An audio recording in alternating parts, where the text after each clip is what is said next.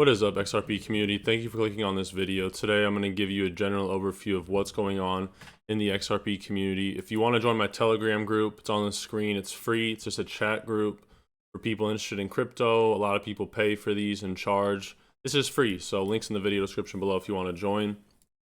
I want to talk about a big ruling from the Chamber of Digital Commerce. This is 17 hours ago. This is pretty interesting stuff, as well as a tweet from Ripple CEO Brad Garlinghouse. Today, Ethereum has officially moved from proof of work, meaning it was a mining network, very power intensive, to proof of stake. Energy usage on Ethereum went down 99%, and so far it was successful. Brad Garlinghouse says truly an incredible technological feat. Congrats to the Ethereum community on the merge. Now, the interesting thing is if you still compare Ethereum's energy usage to XRP, there's nothing even close, but people don't really want to talk about that. And then a really interesting video with a few clips from Digital Asset Buy. It's all here, Congress. The American people deserve a level playing field in crypto, not an SEC chairman who works for Wall Street interests instead of the investors he claims to protect. And there's a lot of good, it's not just this is the founder of Cardano. It's not just him talking. There's an interesting clip from the news where they talk about the people that run these big banks and then the people that are the regulators and this very close relationship that they have. I would call it a conflict of interest, but let's get right into it. So the Chamber of Digital Congress asked to file an amicus brief in the protracted SEC case against Ripple Labs and supports legislating to clear up a legal gray area. We have a nice graphic right here. Now, an amicus brief, for people that don't know, I had to look this up. An amicus brief, generally, it is referencing a person or a group who is not a party to an action or lawsuit, but has a strong interest in the matter. So the Chamber of Digital Commerce is not directly involved in this Ripple lawsuit, but you could deduce from the name, they have a strong interest in this matter, right? It's the Chamber for Digital Commerce. So they requested to file an amicus brief in the Ripple lawsuit. Lilia Tesler of the firm Sidley Austin filed a package of documents including the proposed brief with the U.S. District Court of Southern District of New York. The Chamber of Digital Commerce is the world's largest blockchain and digital asset trade group with over 200 members that include many industry players, investors, and law firms. It argued that the firm does not have a view on whether the offer and sale of XRP is a securities transaction, but it is interested in ensuring that the legal framework applied to digital assets underlying an investment contract is clear and consistent, adding, and I quote, "Maintaining this distinction between digital asset and investment contract is critical to developing a predictable legal environment through a technology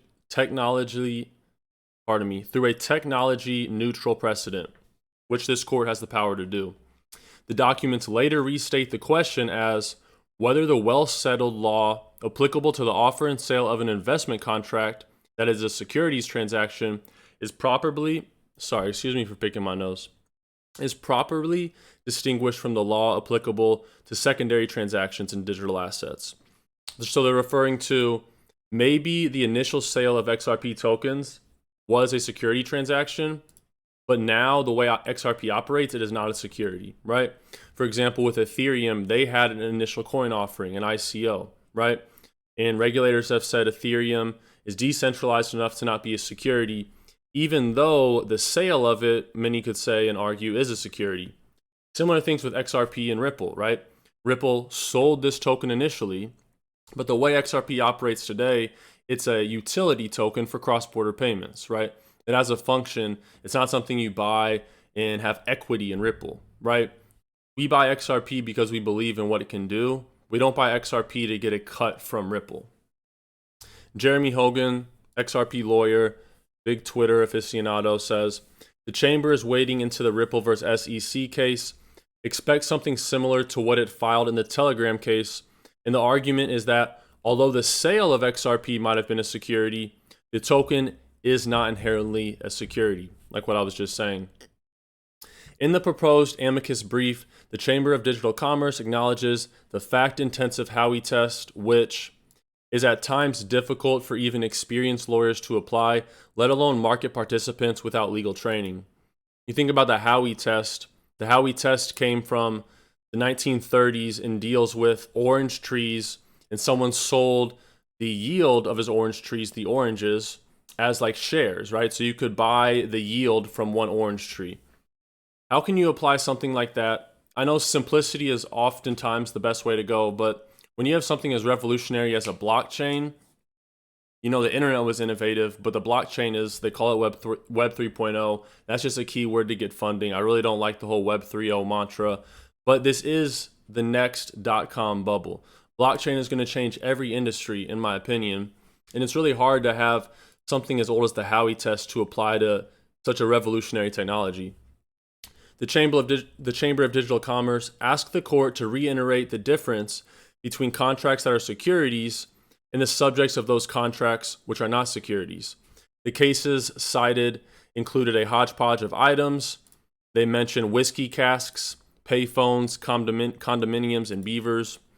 The Chamber of Digital Commerce continued its argument, saying that the SEC has commendably provided guidance on the application of security laws, but the SEC's enforcement approach, similarly based on Howey, paints a different picture, and the agency has failed to provide guidance to market participants who have requested it.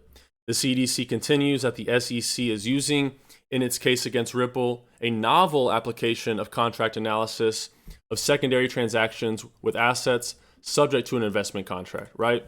Maybe XRP was released as a security in the way it was sold, but the way it operates today is not a security. The CDC noted the lack of precedent on this matter, right? On secondary transactions with subjects of security contracts.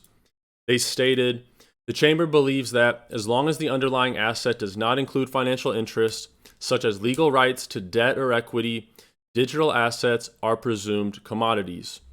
The CDC noted that the proposed amicus brief with the Responsible Financial Innovation Act took the same stance when it introduced the concept of ancillary assets into consideration. And I quote, the Chamber respectfully asks that the court draw upon the principles set forth in the Responsible Financial Innovation Act for guidance if it decides to clarify the characterization of digital assets, which are the subject of an investment contract, or defer such a decision to the legislator. If you guys want to support the channel, hit the like button. I know it's annoying when people say hit the like button, but I make these videos for free. I don't shill you affiliate bullshit sponsors, part of my language. I just like to share the information, and if you like it too and you want to help me out, hit that like button. Thank you in advance. And now for this video from Digital Asset Investor, I might interject a little bit, but I just want to play it in its entirety. The Ethereum team is really one of the most remarkable that I've ever had the privilege of working on. It's a wonderful mix. So this guy's the founder of Cardano, but he also was on the founding team for Ethereum, Charles Hoskinson. And there's actually a lot of really interesting stuff about how this guy's like a pathological liar, but that's a whole different story. He founded Cardano and Ethereum. Mix of both old and new. There are some senior software developers, people who work for Goldman Sachs off Wall Street. It's not well known, but JP Morgan has been paying attention to and involved in the Ethereum technology since before consensus existed. Maybe right at the same time. I think they built their first experiment before the Ethereum public mainnet launched. And that's interesting because so many people think of Jamie Dimon as being this like uber crypto bear because of his comments on Bitcoin, but they've been participating in it for as long as consensus has. That's fascinating. Yeah, JP Morgan's a big machine. Lots of activity going on there. You mentioned Jamie Dimon, so let's bring it back to Jamie and JP Morgan. What do you think is going to be the thing that they will have to change the most or lose market share and somebody else is going to do better, faster, serve their clients better than JP Morgan or Goldman Sachs? You can just hear the bankers panicking right now.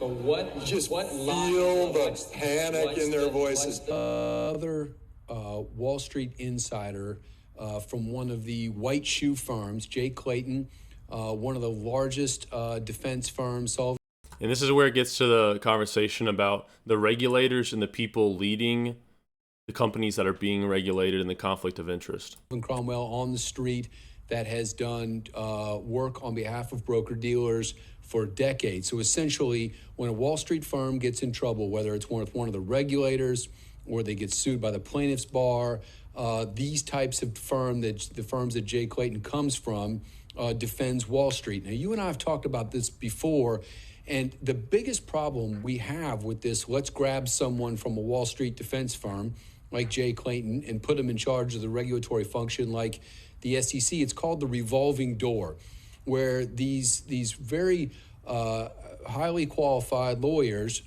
come from Wall Street and they go to the regulators. So they go from defending the Wall Street firms to overseeing and regulating. So they're sitting on one side of the table as a defense lawyer, and then quite frankly, within a week or two, they're now sitting in the regulator chair, regulating their old clients. Right? How is that legal? How can you go from leading a big bank or financial institution and then going to lead the regulatory group? I mean, when you think about politics, it's really not that surprising. But how can this be accepted? It's probably because the masses aren't really keen to this stuff, right? Most people think the Federal Reserve, the people that control the whole economy, is federal, right? What a misnomer to call the Federal Reserve federal. It's a private bank, right? And the whole story of the Federal Reserve, how it was founded, I could do a whole video on that, on Jekyll Island. That's crazy stuff. But the regular people, the sheep, need to wake up. And if you're watching this video and you're keen to XRP, you're probably not one of those people. Pat yourself on the back for thinking for yourself, especially if you're from the older demographic, right? To be looking at blockchain, to be looking at these digital assets that are really going to change the world, respect to you. But it's the masses that need to wake up, because how can this stuff happen if people are aware of it? The problem is people aren't aware of it. It's their old friends at their firm, and it's the revolving door, back and forth, back and forth. And as a result, you get this old boy network, all from Ivy League schools, all highly educated, going back and forth from the regulatory side to the defense side. And it's a very chummy, very close relationship that no one wants to ruffle any feathers. Because think about it. If you're on the regulatory side and you cause too big of a problem, you're really banging heads. You go in there and you really come in with the big stick and you really go after people aggressively. When your term is over with the SEC and you've ruffled too many feathers, you've carried too big of a stick, who's going to hire you back? After you're in the government, where do you go? These government officials, they go to the private sector and they make 10 times what they made in the government, right? So when you're leading a regulatory organization and you cramp down on these private companies, when you're done with your term, why would they hire you, right? It's a good point. It's a strong conflict of interest, and it's a problem we have to work out. That's all I got for you guys. Subscribe if you're new. Hit the bell if you want to get notified when I upload these videos. Join the Telegram group. Links in the video description below. And if you're still watching the video, comment your favorite type of cheese. By watching the full video, you support me a lot. It helps the video. My favorite type of cheese is smoked Gouda. Let me see in the comment section what your favorite type of cheese is. All right. God bless you all. Take care of yourselves. Take care of your families. Until next time.